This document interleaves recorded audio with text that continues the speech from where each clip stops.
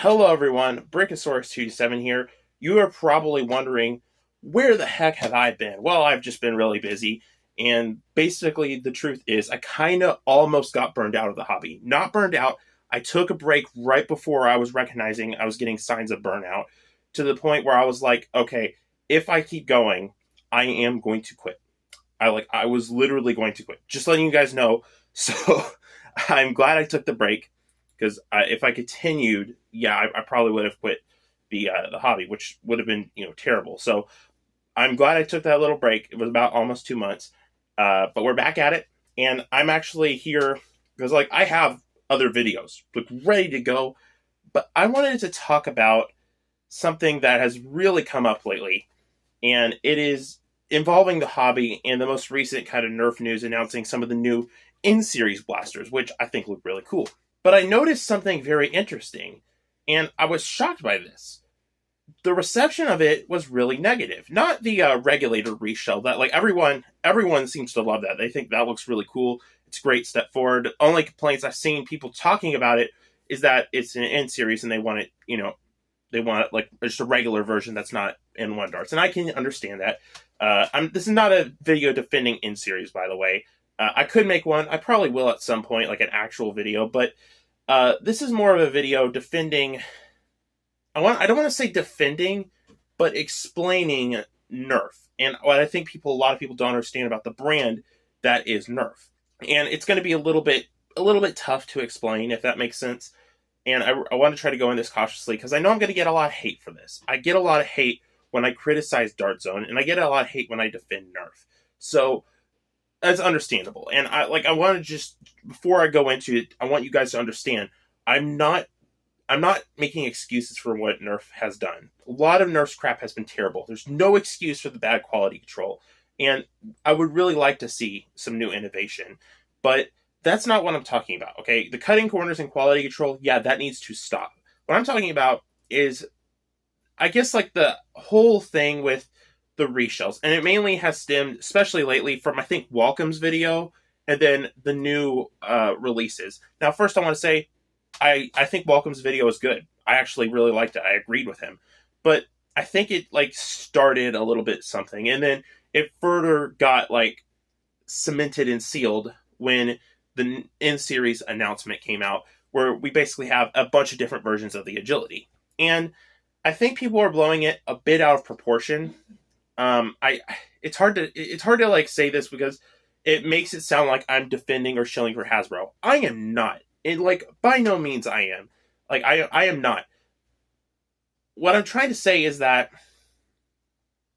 I think people are a little too harsh on this. I think we should be harsh on quality control, but specifically with the agility reskins. I get people getting mad about the Ward. They are making a lot of Ward reskins. A lot. And as much as I actually kind of like the Ward, I think it's a really good platform, and I think it does lend itself well to reshells, and it's very simple to use. It's a cheap blaster. I do see the kind of getting upset about it. We have gotten at least 10 of these. We got a lot of these. A lot of Ward reshells. And it is very annoying that we're getting all these Ward reshells. I 100% agree with that. It got a little too much. At first I was like, okay, it's fine. They're reshelling a blaster. That's a pretty solid format for kids. It's pretty easy to use. It's cheap. It's comfortable. You can do it relatively well.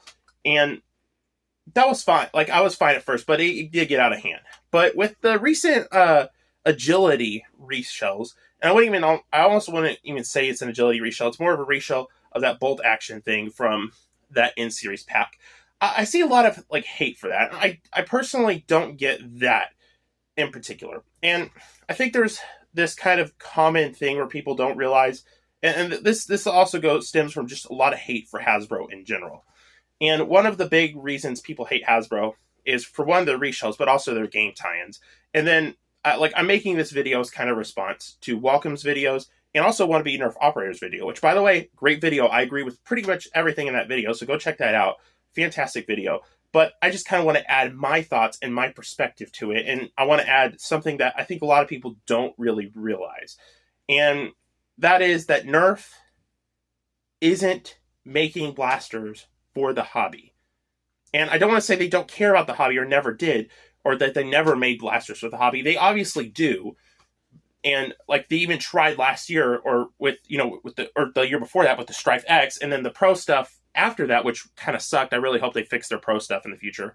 But what I'm saying is that Nerf, besides those instances and like a few others, Nerf doesn't make blasters for the hobby. That was never their goal to begin with. I believe that. I could be wrong about that, but at least for the longest time, that has never really been their goal. They are a toy company, and their goal is to sell products to kids or to people who like, play with stuff. And I think that's great. We got a lot of blasters that aren't necessarily good, but they're fun as heck to play with. It's one of the reasons why I like a lot of blasters that aren't practical, like the barrel break or even the tri-break. I like both of those blasters a lot, and they don't have any practicality at all. They're just fun toys to play with. The Alpha Hawk is not practical in any way, shape, or form, but it's a very fun toy to play with. And I think that's what I got into Nerf for originally. It's not because of the competitive nature or because it shot far. It's because they were really fun toys to play with. Now I have gotten to the competitive side and the pro side. I've gotten into modding and all of that stuff. But, and I'm trying to like say this carefully because this is very much a rambling rant kind of video. So bear with me. It's not very well formatted. I didn't script this. Maybe I should have, but I don't have the time. My point is, Hasbro makes toys. They don't make blasters for the hobby. So your Dart Zone and X-Shot, they make blasters for the hobby, at least for the most part. I think X-Shot does hobbyist blasters and kids blasters, and they do them both really, really well. Dart Zone is more hobby-centric, and like almost to the point where it is a problem, where we don't get enough innovation or just unique designs because they focus too much on the hobby. If we get another magazine-fed pump-action Pro Springer, I'm going to kind of get upset. Thankfully, from what I've seen, Dart Zone is definitely going in some unique directions, and I'm so happy for that. I'm tired of the old stuff, and especially with those pirate blasters, those look really cool. I love that. I love that we're going in different directions. I can't wait to see what else they go. I'm glad they're going back to full lengths just a little bit, because we don't need everything to be pro. But I'm getting off track, way off track. My point is, Hasbro doesn't make blasters for the hobbyists. And I think us in the hobby get this idea in our minds that Hasbro owes us, or that Hasbro should make blasters for us. But Hasbro's role, or Nerf's role, isn't that. That's not what their role is. What they have always been is, like, what they've always been for, what they've always done, is get people into the hobby. They're not here to cater to the hobby. And that's one thing I think people don't give Hasbro enough credit for, especially with the game tie-ins. A lot of people like to hate on the game tie-ins, and they kind of suck. They're not really practical, at least most of them aren't. And what people don't realize is that is getting people into the hobby, because they're going to get that blaster and they're going to be like, this is pretty fun. I like this. I like shooting darts. I didn't know Nerf blasters could be this fun. And then they go to a store again and they'll see, a better blaster, a more hobby-centric high-performance blaster. And they'll be like, wait a minute, this hobby is actually kind of fun. This is fun. I wonder, what else you can do with it. See here, just because we can't use, or that we don't like to use the Minecraft stuff, or that stuff's not for us, or the game tie-ins, like Nerf Roblox, Halo, Fortnite, all of that stuff, just because they aren't great for the hobbyist or the general hobbyist, that doesn't mean they aren't great for the hobby. I think these blasters have been really beneficial for the hobby because they have gotten people into the hobby. So game tie-ins, that's where I think they have their place. And I'm glad Nerf is doing them, because I think it's one of the things keeping the hobby afloat right now. You may want to disagree with that, but again, Nerf isn't making blasters for you. They're not making blasters for the hobbyists. The hobbyists watching this, they're not making blasters for you. I'm sorry to say that. They're not doing that. They are making blasters for the general consumer, for kids and stuff like that, or for just people who just want to have some fun. They're not trying to make it. They're not trying to make blasters for the high performance category. Now, they have been doing it. They have been doing competitive stuff as of recently, but that is not their main focus. And you can kind of tell, because besides the Stripe X, their pro stuff has kind of been out of whack. And they haven't really evolved their performance much besides N-Series, where they raise the standard by, 20 FPS, which is fine. I think people are a little too complaining about, too focused on performance. That's not what Nerf's goal is. Nerf isn't making blasters for the hobbyists. It's their job to make toys. And I think a lot of people forget about that. And I'm personally fine with that. I think people are too focused on the performance of the competitive side of Nerf sometimes, in my opinion. Now, obviously, it's good if that's your thing, go for it. Yeah, heck yeah. That if that's what you find fun, that's amazing. I find it fun too. I love high performance stuff, but I also love the goofy stuff. And what I think people like, what I get mad about is that people will look down on the fun, goofy, gimmicky side of Nerf because they personally prefer the performance stuff. And that's where the problem is and where that lies. And I think people need to realize that just because you like performance and you're a more performance and competitive Nerfer, that doesn't mean that the other stuff is bad. It just means it's not for you. And I don't get why people complain so much about something that's not meant for them. It doesn't make any sense. This came out a year after the Nexus Pro, and everyone kind of dogged on it because it was more expensive and it was basically, not a high performer. But guess what? I had a Nexus Pro and I went ahead and got this anyway because I wanted to have fun with it. This wasn't meant for people who enjoyed competitive and performance surfing. It was meant for people who want to have a fun toy to play with. I also have a modified Strife sent in by Kern County Foam Blingers. Thank you so much. I have an unboxing video of this coming soon. I'll get to this in a little bit later, but this is amazing. I love modified blasters. They are awesome. I love the high performance things. I am interested in both sides of the hobby, and that's what I really like, is that this hobby, you can do so many things. You can be a collector in this hobby. You can be someone who just enjoys having fun and shooting things. You can be high performance, Nerfer. Or, like me, you can literally be all three. I'm into all three of the categories. Competitiveness, just having fun toys to play with, and collecting. I have so many blasters that I need to get rid of some. I have too many. I have way too many. This isn't even all of it. This is a quarter. This whole studio, this is literally just like a quarter of what I have. Actually, it's probably less than a quarter. I have way too many. And yeah, this is kind of a long, belated, stretched out. I'm not doing this on purpose. I just like ranting. This is a rant video, very much so. But this is a long, belated way of me saying there are different categories at Nerf, and people don't really understand that. Now, would I like to see more innovation? Yeah, I would really like to see more innovation. From Hasbro in particular. But do they need it?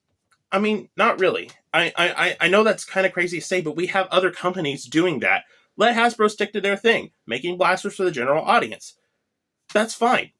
I don't have a problem with them doing that. I'll enjoy a lot of their stuff. Believe it or not, I really like the Ward.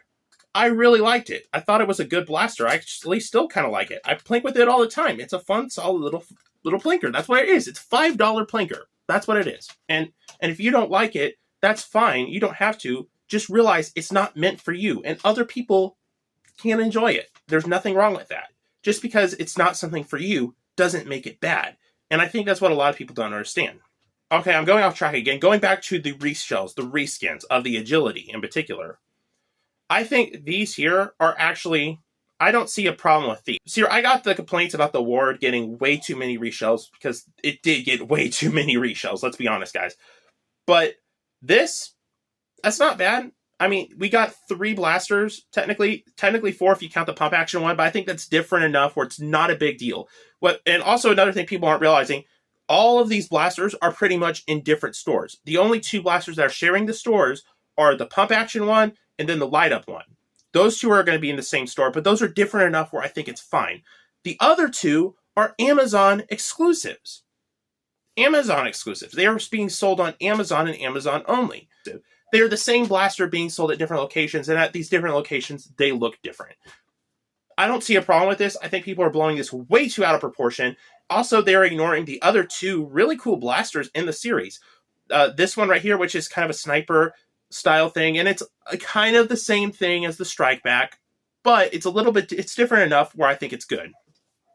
Same thing with the regulator reshell. This thing looks absolutely amazing. Yeah, we've seen it before in the regulator, but we're finally getting it back. And honestly, if this system is better than the regulator, it could end up being a better blaster than the regulator if you don't mind the N1 darts. But I think people are getting way too critical of Hasbro these days for the wrong things. We should be critical. Now, we should 100% be critical, and we should not let up on it about the bad quality control. That needs to stop. I absolutely hate that. I have not shown Nerf any mercy. The Torrent was my number 1 worst blaster of the year.